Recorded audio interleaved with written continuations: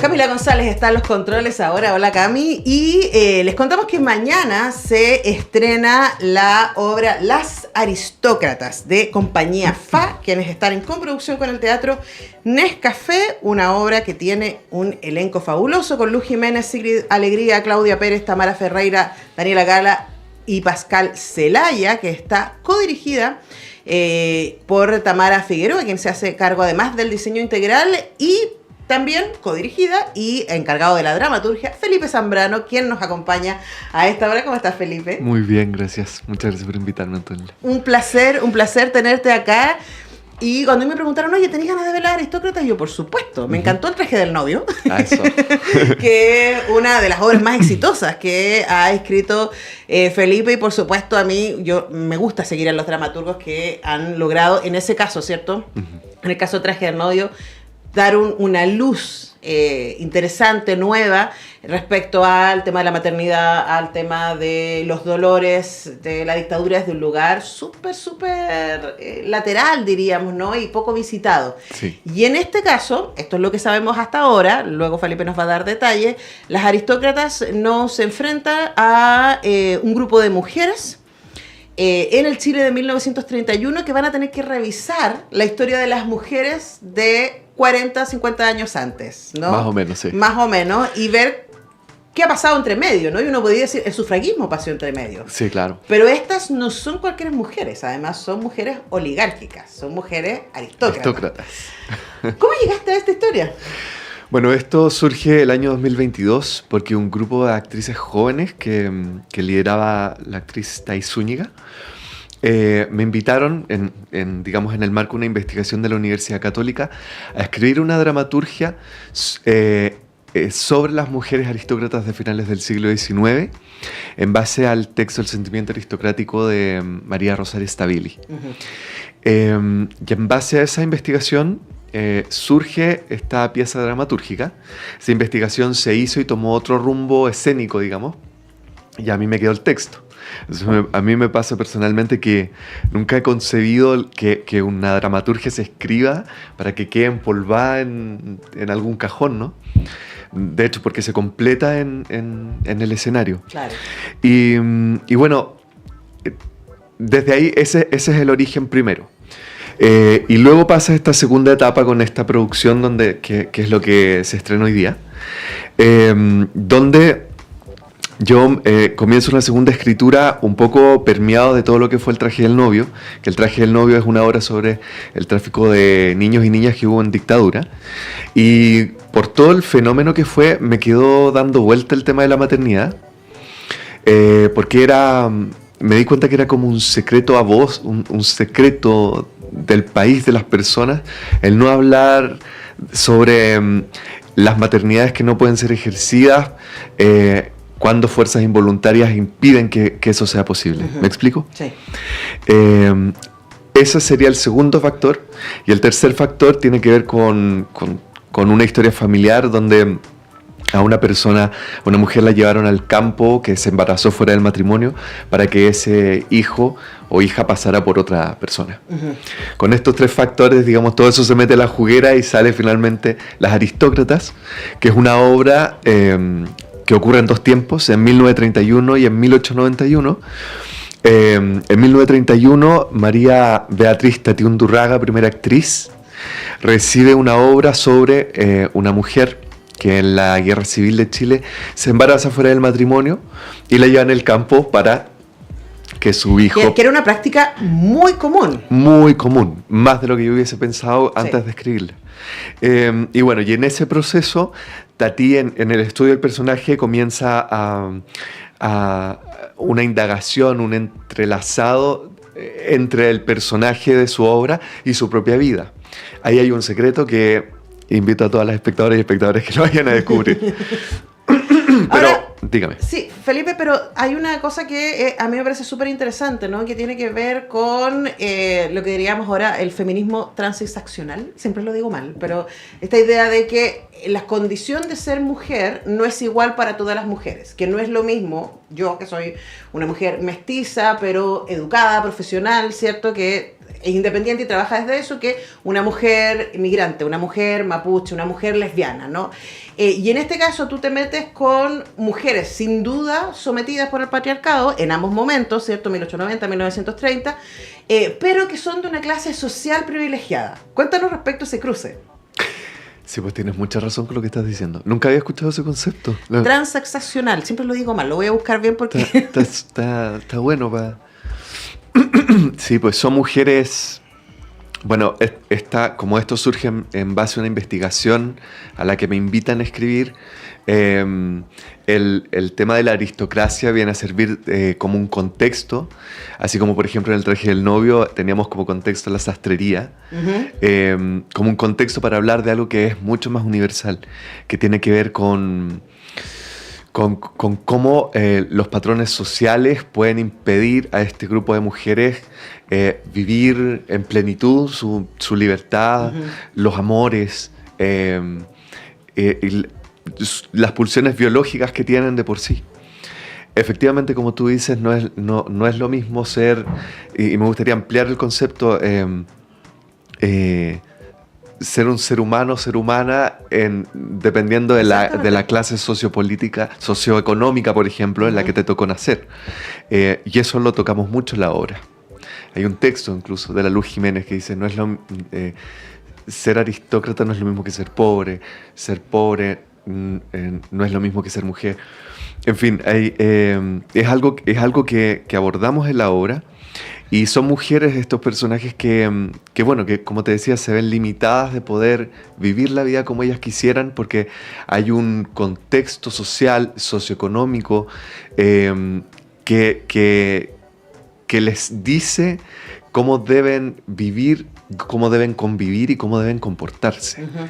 Y eso trasciende incluso a épocas, personas y un montón de cosas. ¿Les pasó a ustedes armando la obra con el equipo de actrices, que además tú eres uno de los pocos hombres que hay en el equipo? Sí. Lo que está muy bueno, porque finalmente estamos hablando de una obra sobre historias de mujeres, ¿no? Entonces tuviste ese feedback constante, me imagino, de parte de tu codirectora, sí, Tamara Figueroa, y también del resto del elenco y del equipo. Tus productoras también son mujeres, sí. Pascal Zelaya y Almendra Valle. Sí. De decir qué fuerte que han pasado 100 años y todavía estamos. Sí, eso es impresionante, sobre todo porque en la obra hacemos una revisión a 2 épocas. Y algo que rescato mucho de las actrices es que sienten que muchas de las cosas, de las palabras que se dicen ahí, son palabras que pueden resonar hoy. Quiero decir también de que es una obra que en el proceso dramatúrgico uno escribe y uno propone, ¿no? Pero como te decía antes, el escenario dispone. Claro. Entonces a veces uno puede escribir palabras muy bonitas, pero si en el escenario no sirven, los cortamos. Claro. O hay que tener, digamos, esa flexibilidad para poder hacerlo. Para mí, personalmente, como artista, ha sido un goce infinito eso, porque aparecen cosas que dejan los espacios para que entren también las autorías y los pensamientos y sentires de las actrices, de la codirectora, la Tamara Figueroa. Y que finalmente la dramaturgia se comienza a complementar, digamos, con esas miradas, ¿no? Claro. Y hay otra cosa que además, hablando de esa diversidad de miradas, es interesante, es que es un elenco muy transgeneracional. Me está costando hoy día el léxico, perdón. Porque tienes, claro, desde Luz Jiménez, sí, con quien tú venías de trabajar hace poquito. Sí, de, ¿no? Historia de amor para un alma vieja. Todavía estoy esperando ver esa obra. Viene, vuelve. Ah, estupendo, qué buena noticia. Hasta gente muy, muy joven, ¿cierto? Que recién la vamos a ver por primera vez en escena, por lo menos para mí, varias claro. de ellas van a ser, y luego otras muy que la gente conoce más por el cine, por la televisión, como Seguridad de Alegría. Entonces cuéntanos también respecto a cómo fue ese trabajo con este grupo de actrices con experiencias tan diversas para armar esta obra. Oye, es maravilloso. Yo soy muy feliz por eso. Tengo una especial valoración por los diálogos intergeneracionales. Creo que lo hemos tomado como una decisión quizás política de la compañía FA, que este vendría a ser el cuarto montaje. El anterior es Historia de amor para un alma vieja, donde estamos con Luz también, con Eduardo Barril, y la actriz más joven, que es la Colomba Larraín, tiene 16 años. Entonces es muy bonito esos cruces. Y creo porque es un diálogo recíproco de aprendizaje. Tener a la Luz Jiménez en escena, y trabajando como codo a codo, es... La Luz respira y uno aprende. Además que le entrega una armonía a los grupos humanos que es maravilloso. En el caso de la Pascal Zelaya también tiene un ímpetu, una fuerza. Ella va a cumplir ahora 26 años, que es la más joven, y también tira el trabajo hacia adelante, lo mismo que la Daniela Gala, la Claudia Pérez con la Sigrid Alegría, tienen una fuerza interpretativa y una opinión que nutren absolutamente el trabajo, y es muy entretenido porque llegan con nuevas propuestas para la escena. Y bueno, y la Tamara Ferreira, que es una actriz de teatro que yo admiro profundamente, bueno, de cine y de tele también, pero que ha hecho un arduo trabajo en el teatro, y también tiene una autoría, una sensibilidad para trabajar que es maravilloso. Con todos esos lenguajes hay un intercambio increíble. Y a propósito del caso de la Luz, me pasa también que tengo la sensación de que en el teatro chileno hay tantos actores y actrices grandes que muchas veces ahora en el último tiempo ha empezado a ocurrir que los vemos más en escena, ¿no? Sí. Que ha sido muy hermoso, pero hay muchos más todavía, y ver un cuerpo en escena mayor es maravilloso, es de por sí un ejercicio escénico, no sé, Además que hay un ejercicio de representación, ¿no? En enero entrevisté a la Coca Guasini, justo cuando venía terminando Santiago Mil, entonces acababa de ver Estampida Humana. Estampida Humana. Y había visto a la Diana Sanz hace poquito en Noche de Reyes, y a la Anita Reeves en Eloísa. En Eloísa, sí. Y conversábamos con ella, ¿no? Además que ella acaba de sacar un libro sobre más de 70, ¿no? Capítulo 70. Capítulo 70. Pueden buscar la entrevista, está ahí en nuestro YouTube. Y hablábamos también de ese ejercicio, porque históricamente las mujeres después de los 70 años desaparecían. Se esperaba que se fueran a tejer, ¿cierto? A cuidar a los nietos o lo que sea. Sí. Y por supuesto han cambiado mucho las cosas en términos de la actividad, ¿cierto? Y la cantidad de tiempo, la longevidad de los seres humanos, etcétera. También cruzado por las condiciones de vida, sin duda. Pero ahí hay una cosa que tiene que ver con la representación y con que las mujeres, y ahí te pregunto, porque tus dos obras anteriores han tenido a personas grandes, Eduardo Barril, la Luz Jiménez, la Diana Sanz, en escenario, y me imagino que eso también en el público genera ciertas cosas, ¿no? En el público contemporáneo, sí, a ellos y a ellas, y también en el público más joven, que decimos, qué maravilla, ¿no? Sí. Ver a esta gente. Sí. Hay un... Siento no sé, nunca me ha gustado ver en escena a actores o actrices que tienen que representar las edades que no son. Y eso se complementa un poco con esto que te menciono, que teniendo actores grandes, en este caso tan maravillosos, ¿por qué no llamarlos y tenerlos? Claro. Claro, y ha sido, yo creo que eso desde la dramaturgia se da porque creo que yo he tenido a todos mis abuelos, tengo a mis abuelos vivos. Bueno, recientemente falleció mi abuelo materno. Tuve a mis bisabuelos, a mis bisabuelas. Entonces yo creo que eso me ha generado una relación de diálogo con ellos que me ha permitido ver todo el universo que hay, más allá del arquetipo que nosotros podemos tener de nuestras abuelas o de nuestros abuelos, ¿no? Hay problemáticas también, y también virtudes, ¿no? Bondades de la vida que son interesantes de poder poner en escena. Y además en este mundo tan incierto en el que vivimos, yo creo que necesitamos escuchar la sabiduría de los que han vivido otros momentos. Es muy importante ese punto, porque estamos en hay algo que es muy frenético, que es muy rápido, a propósito de las redes sociales, por ejemplo, que quizás es lo más inmediato que uno puede pensar. El mismo tráfico, uno empieza marzo y está todo tan rápido, y yo creo que la edad, no sé si en todas las personas, pero en una gran mayoría, otorgan un ritmo distinto. Y que ayuda, digamos, a amalgamar un poco más la vida y poder caminar un poco más lento, objetiva y subjetivamente hablando. Y eso lo necesitamos. Bueno, y eso también lo van a poder ver en Las Aristócratas porque es un doble viaje en el tiempo. Digamos, en el teatro vamos a 1891 a 1931 desde el 2025.